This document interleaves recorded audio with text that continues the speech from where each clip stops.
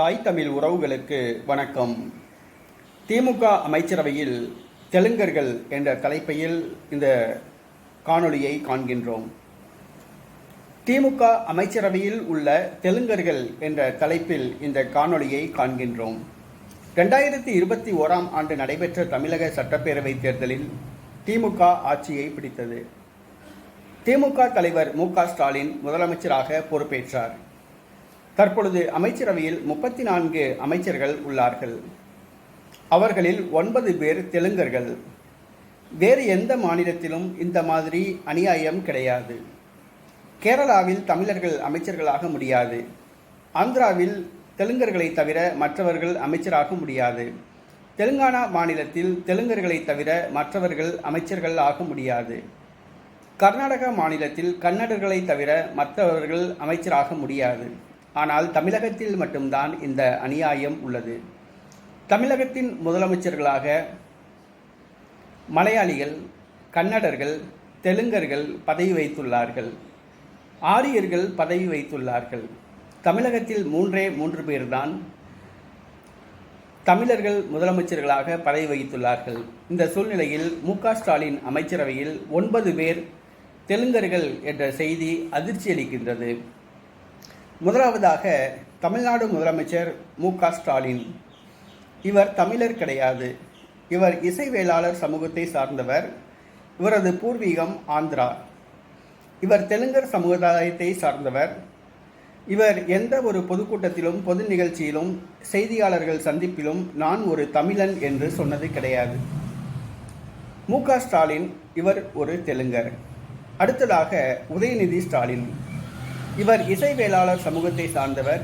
இவரும் தெலுங்கர் சமூகத்தை சார்ந்தவர்கள்தான். இவரது பூர்வீகம் ஆந்திரா. நான் ஒரு தமிழன் என்று உதயநிதி எந்த இடத்திலும் சொன்னது கிடையாது. அதற்கு பதிலாக நான் திராவிட இனத்தை சார்ந்தவன் என்று சொல்லி சமாளித்துக் கொள்வார். மூன்றாவதாக சாத்தூர் ராமச்சந்திரன். சாத்தூர் ராமச்சந்திரன் ரெட்டியார் சமூகத்தை சார்ந்தவர். இந்த சமூகமும் தெலுங்கு சமூகம்தான், தமிழர் கிடையாது. ரெட்டியார் சமூகம் தமிழினத்தை சார்ந்த சமூகம் கிடையாது, தமிழ் குடி கிடையாது. அடுத்ததாக அமைச்சர் நேரு. இவர் ரெட்டியார் சமூகத்தை சார்ந்தவர். ரெட்டியார் சமூகம் தமிழ் குடியை சார்ந்தது கிடையாது, தெலுங்கு குடியை சார்ந்தது. இவரும் ஒரு தெலுங்கர் தான். அடுத்ததாக திருவண்ணாமலையை சார்ந்த வேலு. இவர் நாயுடு சமூகத்தை சார்ந்தவர், தெலுங்கர் சமூகமாகும். இவரும் ஒரு தெலுங்கர். அடுத்ததாக சேகர் பாபு. சேகர் பாபு இவர் நாயுடு சமூகத்தை சார்ந்தவர். இவரும் ஒரு தெலுங்கர் தான். இவரும் ஒரு தெலுங்கு குடியை சார்ந்தவர் தான், தமிழ் குடி கிடையாது. அடுத்ததாக மதிவேந்தன் அருந்ததியர் சமூகத்தை சார்ந்தவர். இவரும் ஒரு தெலுங்கர் தான். அருந்ததியர் சமூகமும் பூர்வீகம் ஆந்திரா தான். ஆகவே இவரும் ஒரு தெலுங்கர் தான். அடுத்ததாக ராணிப்பேட்டையை சார்ந்த அமைச்சர் காந்தி. இவர் நாயுடு சமூகத்தை சார்ந்தவர். இந்த சமூகமும் தெலுங்கு சமூகம்தான். இவருடைய குடி தமிழ் குடி கிடையாது. இவரும் ஒரு தெலுங்கர் தான். அடுத்ததாக அமைச்சர் ராமச்சந்திரன், வனத்துறை அமைச்சர் ராமச்சந்திரன். இவர் படுகர் இனத்தை சார்ந்தவர். நீலகிரி பகுதியில் படுகர் இனத்தை சார்ந்தவர்கள் பரவலாக வசிக்கின்றார்கள். படுகர் இனத்தின் பூர்வீகம் கர்நாடகா. மைசூர் சமவெளியில் வாழ்ந்தவர்கள்தான் இந்த படுகர்கள்.